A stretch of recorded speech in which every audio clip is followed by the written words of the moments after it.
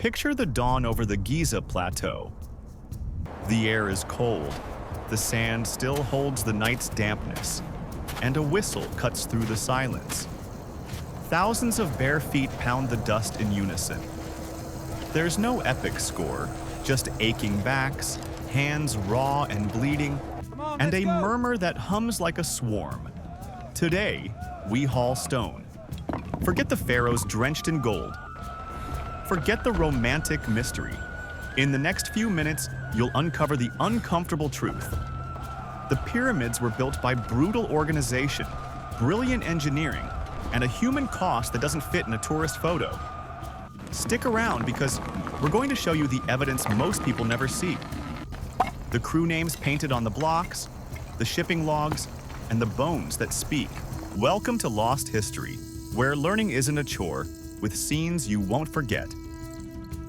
What's at stake is simple. Faster. If you keep buying the easy myth, you miss the real story. The pyramid isn't a miracle, it's a system. And like any massive system, it consumes lives, time, and resources. To not get that is like looking at a cathedral and thinking it just fell from the sky. A camp by the Nile at the height of its flood. Barges heavy with white limestone glide over murky water. On the bank, foremen with palm wood staffs count aloud. An ochre mark on your forearm identifies your crew. Bread, onions, thick beer. Today, you'll stay alive if your rope doesn't break.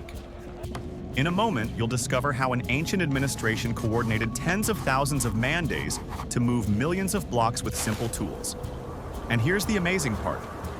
It wasn't brute force, it was ruthless logistics. Were the pyramids built by chained slaves? It's dramatic.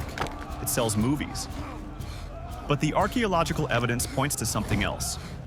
Workers' tombs near Giza. Graffiti on blocks with team names. Carefully planned rations. Hold still. Doctors. The paste will ease the A system pain. of corvée labor. A mandatory state service for set periods, paid in food, beer, clothing, and prestige. Let's not romanticize it. Not a slave doesn't mean idyllic. It means being part of a state machine that drafts you for the season, feeds you to keep you productive, and buries you when you fall. Ever wonder about that? Here's the part almost no one tells you. In those tombs, there are men who died young, with worn-out spines and crushed knees, but also bones with healed fractures. Someone treated them. Someone made a bet on getting them back to work. Picture a neighborhood laid out in a hurry. Straight streets, rows of houses, communal ovens roaring all day, bakeries pulling out loaves the size of your forearm, breweries boiling sweet, frothy wort. They eat bread, onions, garlic, dates, fish when they're lucky. The beer isn't for celebrating, it's liquid fuel, drinkable calories. A few steps away, a rustic infirmary, splints, linen bandages, honey, animal fat, resin ointments. An amputated finger that healed without infection. A shin bone that set crooked. One man goes back to the job with a limp. Another is put on grain grinding duty. The system doesn't waste a body if it can still pull a rope.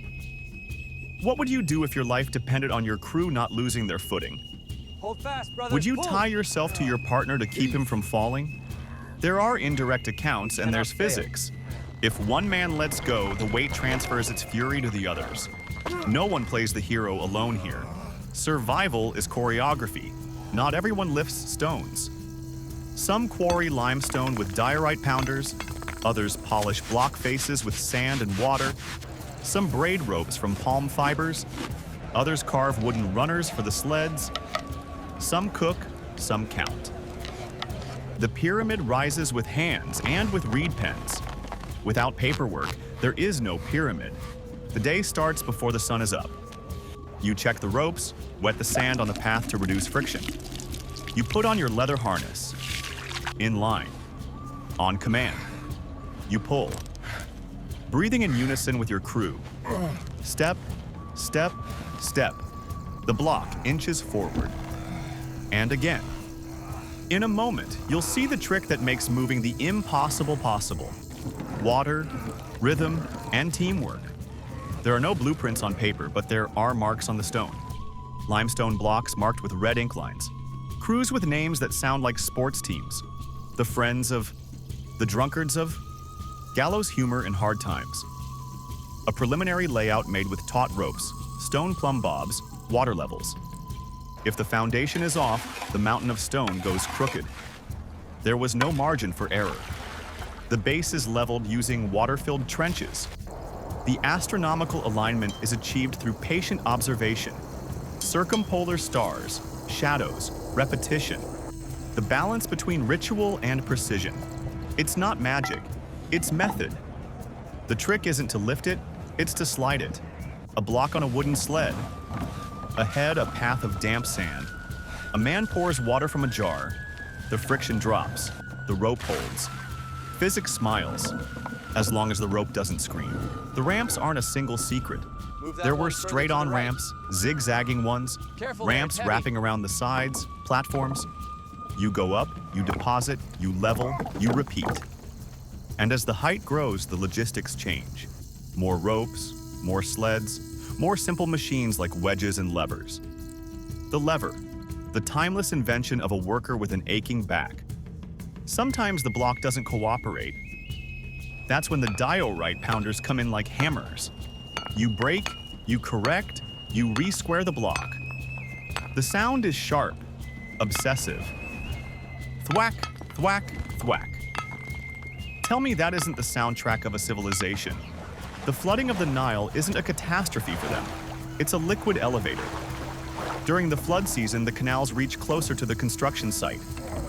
Barges loaded with white limestone from Tura or granite from Aswan ride the high water. Push, man, push. They unload using wooden ramps, rollers, simple crane-like levers.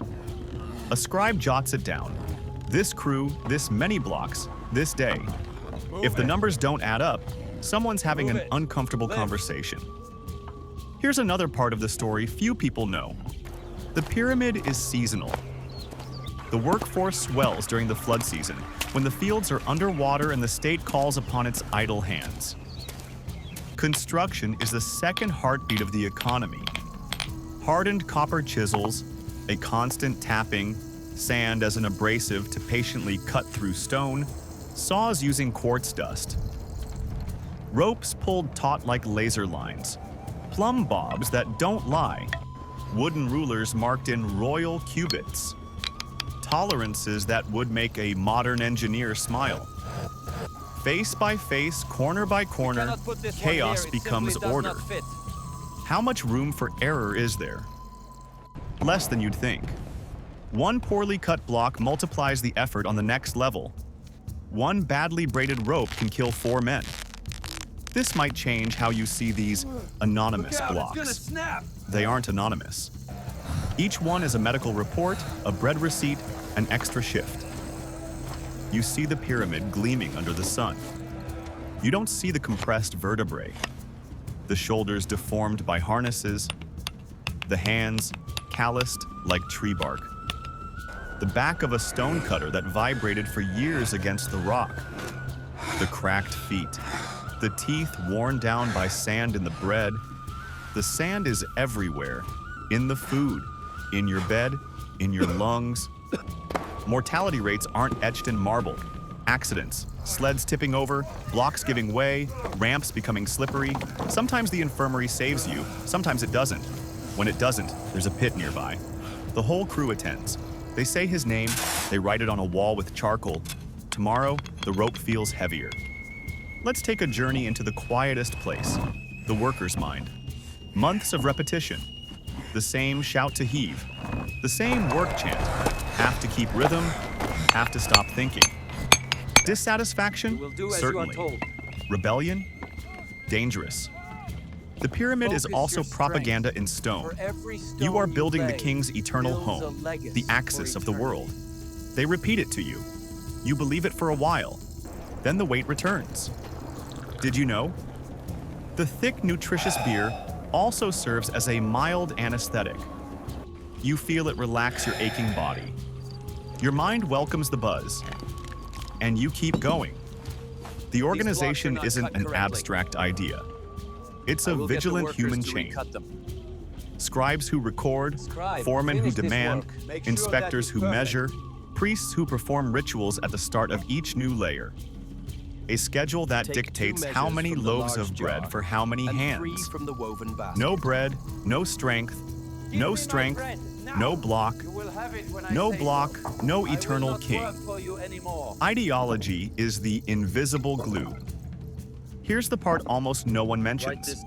Behind every anonymous genius is a system that knows exactly how much rope, how much water, and how many lungs it needs per day.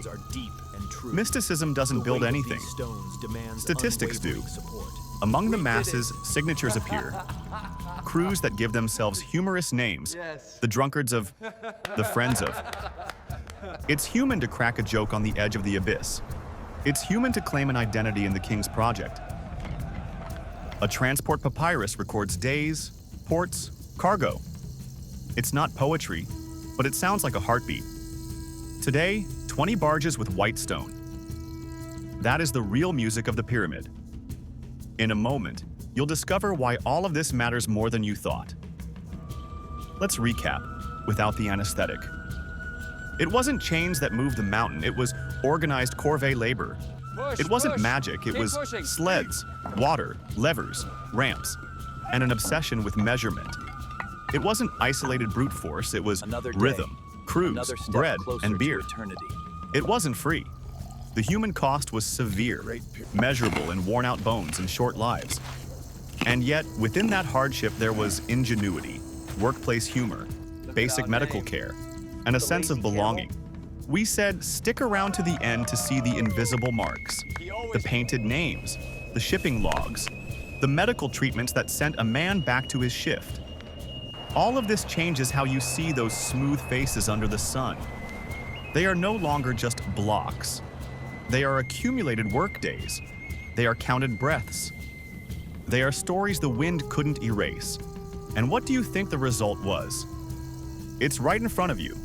An impossible geometry that still holds up the sky. But now, when you look at it, you'll also see the shoulders that pushed it there. The pyramid is not just a pharaoh's monument. It's the echo of thousands of voices that left no statue, but left a rhythm. To step into its shadow is to step into a factory of time, where every grain of sand is a shift, every line of limestone is a tally, every step is a lost work song. If you enjoy these deep dives where learning isn't a chore, like this video and subscribe to Lost History. Every day, a new historical journey with scenes you won't forget.